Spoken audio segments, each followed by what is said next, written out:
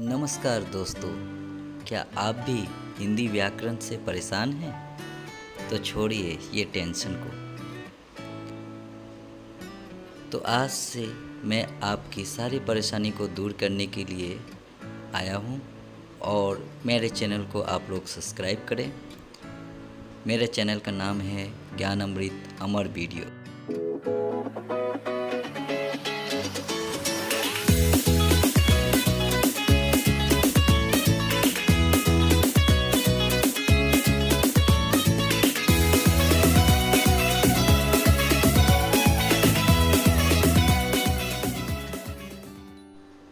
तो आज का हम लोगों का टॉपिक है समास, जो सभी लोगों को परेशान करता है। तो समास के प्रकार हम लोग पहले देख ले।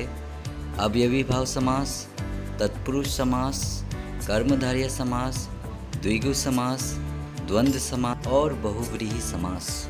तो मैं आज आप लोगों को समास के बहुत ही अच्छे ट्रिक्स देने वाला हूं, जिससे आप लोग बहुत जल्दी समास को सॉल्व कर सकते हैं। तो आइए पहले देखते हैं हम लोग अवयवी भाव समास। इसके नियम मैंने क्या क्या लिखे हैं। इसमें पहला पद अवयव होता है, इसमें पहला पद प्रधान होता है, इसमें पहला पद उपसर्ग होता है, इसमें एक शब्द की पुनरावृत्ति होती है। और जब हम लोग समस्त पद से विग्रह करते समय के अनुसार का उपयोग भी करते हैं।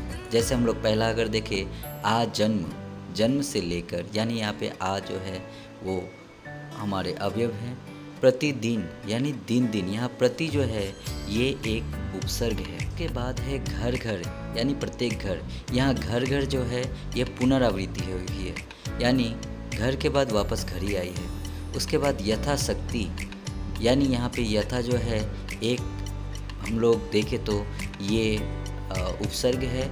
यहाँ शक्ति के अनुसार, यानी यहाँ पे के अनुसार का प्रयोग हुआ है। तो हम लोग अवयवी भाव को कैसे पहचान सकते हैं। इसमें पहला पद अवयव होता है, इसमें पहला पद प्रधान होता है, इसमें उपसर्ग का प्रयोग होता है, इसमें एक शब्द रिपीट होता है जो बिल्कुल एक जैसे होते हैं, और इसमें के अनुसार भी होते हैं। अब हम लोग दूसरे समास में आते हैं, जिसका नाम है तत्पुरुष समास।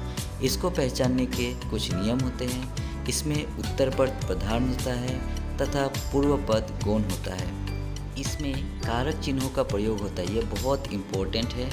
समस्त पद से विग्रह करते समय के लिए का भी प्रयोग होता है। एग्जाम्पल अगर हम लोग देखें, यश प्राप्त, यानी यश को प्राप्त, यहाँ को जो है ये एक हम लोग कारक चिन्ह है।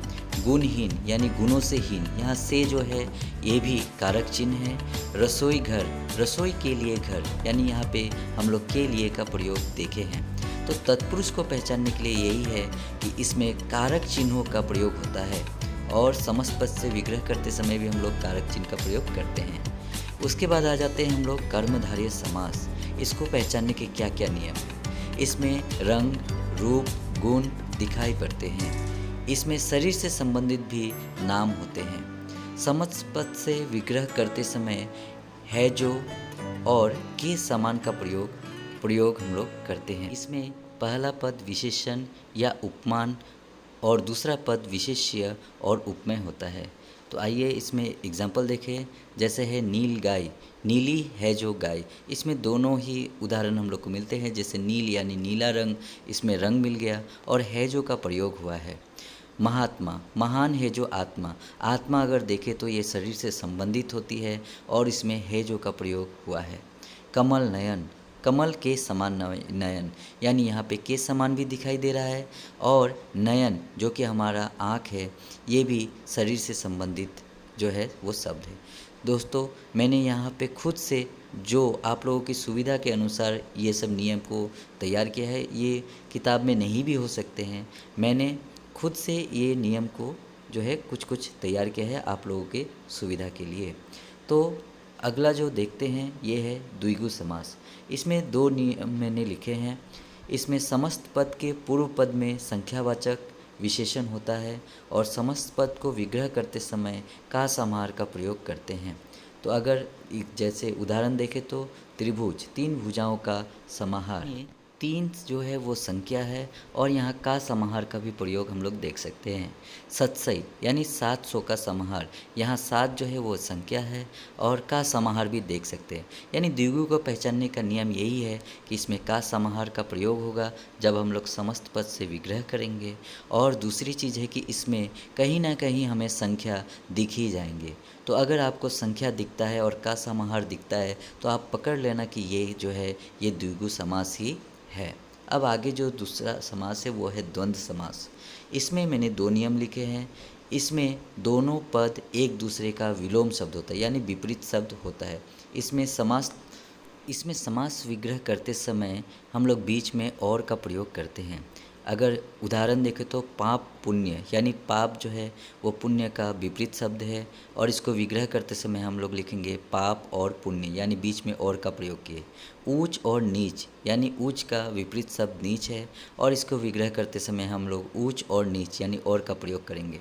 यानी हम लोग अगर देखें तो हम लोग पहले भी देखे थे कि शब्द की पुनरावृत्ति हुई है, लेकिन वहाँ पे दोनों ही एक जैसी थी। लेकिन यहाँ भी शब्दों की पुनरावृत्ति होगी परंतु ये दोनों ही एक दूसरे के विपरीत होंगे यानी ऑपोजिट वर्ड होंगे। ऑपोजिट वर्ड देखते ही आप समझ जाना कि ये द्वंद्व समास है। अगला जो समास है वो है बहुव्रीहि समास। इसके भी नियम मैंने लिखे हैं। इसमें दोनों पद मिलकर किसी तीसरे पद की ओर संकेत करता है यानी बातें तो 2 होती है लेकिन इसका जो उत्तर निकलता है वो कोई तीसरा ही निकलता है। इसमें विग्रह करते समय जिसके, जिसका, जिसकी वाला आदि का प्रयोग भी होता है। तो आइए इसका उदाहरण हम लोग देख ले।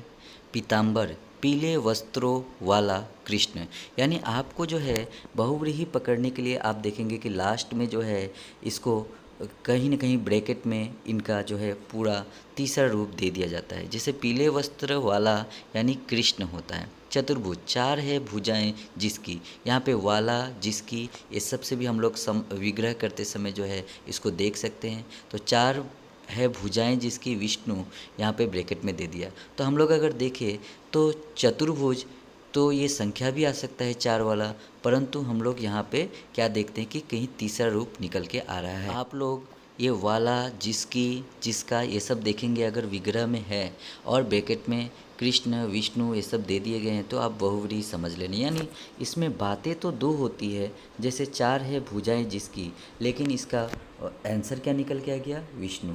तो इस तरह से हम लोग समास को ईजिली जो है ट्रिक के द्वारा हम लोग ख़त्म कर सकते हैं।